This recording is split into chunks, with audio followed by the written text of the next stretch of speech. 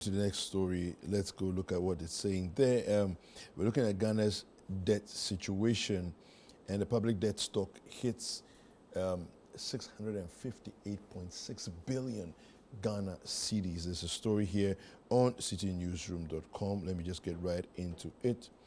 And Ghana's public debt hits 658.6 billion Ghana cedis. Now, Ghana's public debt has seen a significant increase of 47.4 billion Ghana cedis within the first 2 months of 2024, reaching a total of 658.6 billion Ghana cedis. Now, this accounts for 62.7% of gross domestic product by February 2024. The external debt stands at 380 billion Ghana cedis, which is equivalent of 36.1% of the GDP. Now, these figures were reported by the Bank of Ghana in its May 2024 summary of economic and financial data. According to the data, Ghana's debt was 611.2 billion at the end of 2023, but it rose to 626 billion in January 2024 and further increased to 658.6 billion Ghana cedis, in February 2024. Now, the increase in debts can be partially attributed to the depreciation of the cedi against major trading currencies. Now, in the wake of the severe impact of COVID-19 pandemic, Ghana sought a $3 billion US dollar bailout from the IMF in an effort to stabilize the economy. Now, the IMF has projected a steady decline in Ghana's debt to GDP ratio over the next 6 years. According to its April 2024 fiscal monitor, Ghana's debt to GDP ratio is expected to decrease to 69.7% by 2029. Now, the ratio is estimated to be 83.6 in 2024, followed by 80.9 in 2025, 77.9 in 2026, 74.9 in 2027, and 72.0 in 2028. The IMF had previously acknowledged improvements in Ghana's fiscal economy. Kapute. Yeah, I want us to look at it from this way. That figurative swell and the associated case of poor targeting of our debt resource plus the slow, unimpressive approaches at servicing our debts.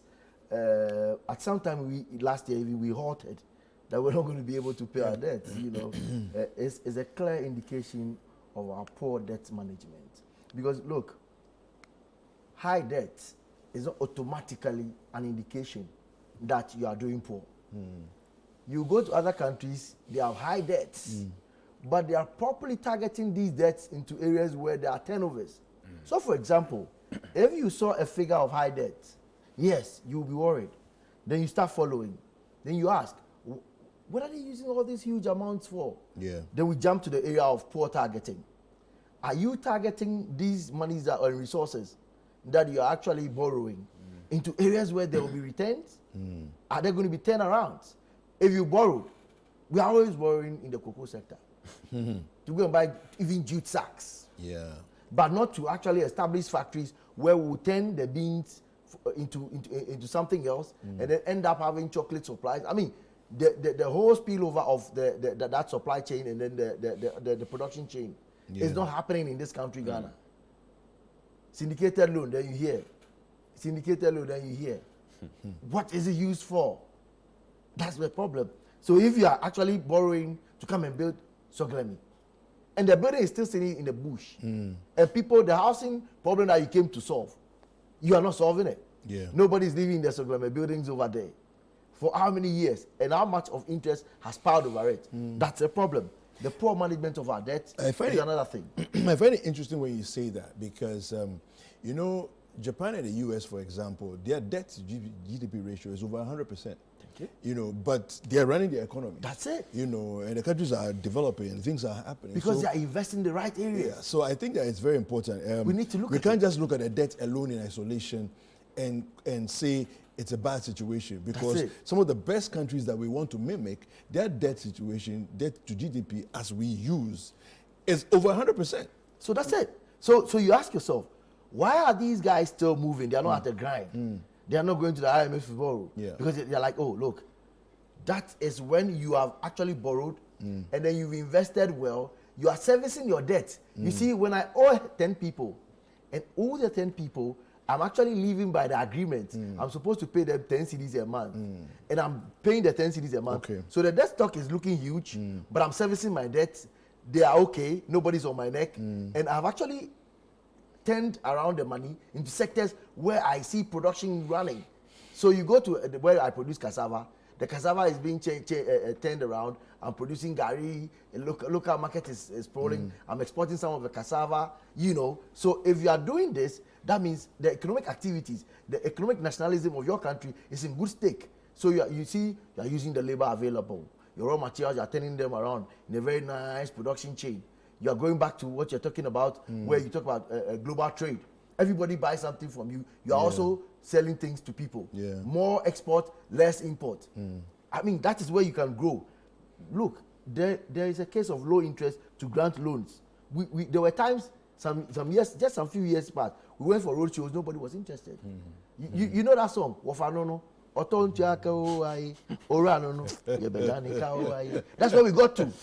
Because the whole world, the people were looking at those, your creditors. Yeah. They are looking at you. You are coming again to borrow. How can you have that heart to go and borrow from the guy you owe 1 million Ghana cedis, and you are going to borrow just 10,000 Ghana cedis? But at the end of the day, you don't service the debt for years.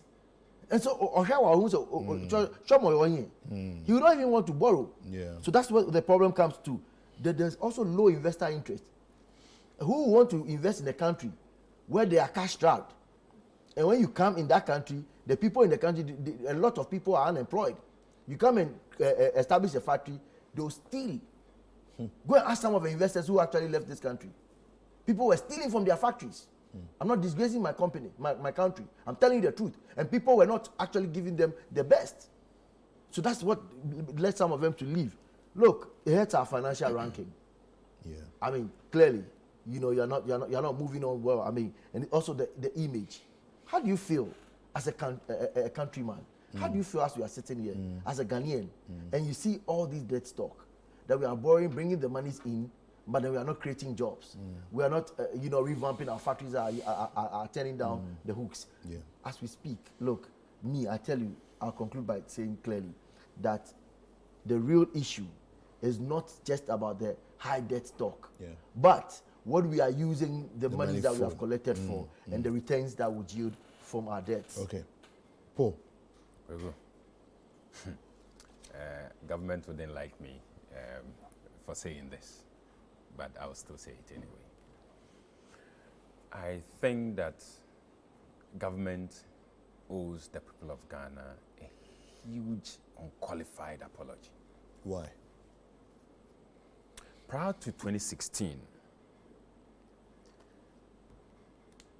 we vilified Mahama. And again, we need to apologize to Mahama for this, all right? For borrowing for the infrastructural projects that we saw at the time. And the then opposition on the chorus, in fact, the chorus at the end of the day was that we are borrowing too much. Sikanu wofie, yet sikaso and so accommodate. We are over borrowing. Yeah, I remember that. I mean, these are public records, and I'm sure all of us can attest to this. We don't need to borrow. We need to, as it were, raise the revenues from within. Production. And we need to cut down on taxation. What are we seeing today? So if I say that government owes the people of Ghana an apology, I don't think I have said anything that should not be said. Having said that, a staggering 658.6 billion, that is where we stand today. From just around 120 billion in 2017, January. 120 billion from January to date. we are looking at 658. Just last month alone, some 46 billion cedis was expended. And you ask yourself, where are these monies going to? Expended Now, on what? you wonder, where are the tangibles to show forth for these borrowings? One would have thought that since we are borrowing, for some infrastructural projects. Yes, there are road constructions going on. It is tangible, we can see. Where else are we diverting these monies to? All right? We gave it to Mahama, quote and unquote, when he borrowed and some of these monies were not being accounted for, we were not seeing it. And so if today, somebody who chastised the then government, the sitting government, for quote and unquote over borrowing, and today you have taken it from 120 to 658 for nothing, absolutely nothing to show for. Look at the size of our government. But there's a lot of infrastructure projects going I on am not. outside of the city. I'm not against that. All right. I'm not disputing that either. I mentioned the road projects ongoing. We can see the one at Nsawam, the Pokwasi interchange. We can see it. But the number of hospitals that were built at the time, the interchanges, all right, these are tangibles that we can see. Almost all the time, we are told that the monies were pushed into free SHS. Believe you me, there's even a report by Education Watch.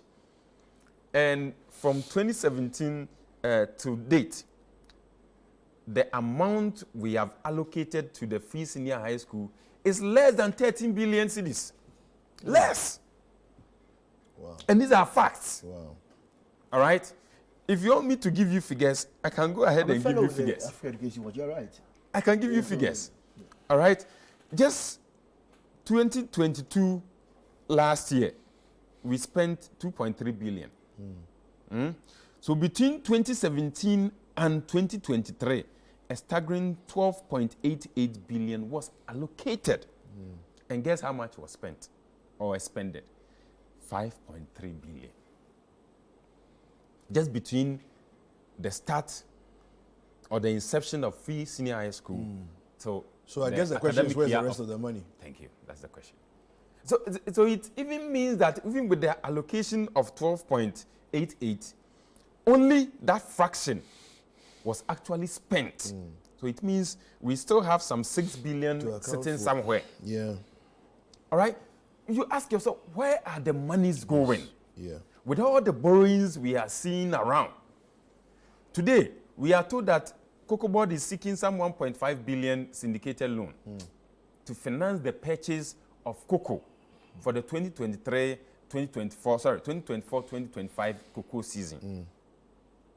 Sometimes you see some of these stories and you weep. Okay. We have come of age as a country.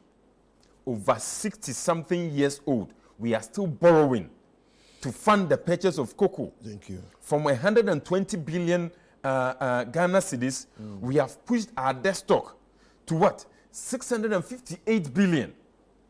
Come on. All right. Where are the monies? Okay. All to pay appointees of government, all to service the salaries, the fat salaries of government appointees. Why? Okay. Thank you. Did you hear about the commercial bank board members amount that was given to The $33,000. Look, Kweku, we are wicked in this country. We are wicked. We are just wicked. Look, and we can't buy dialysis machine.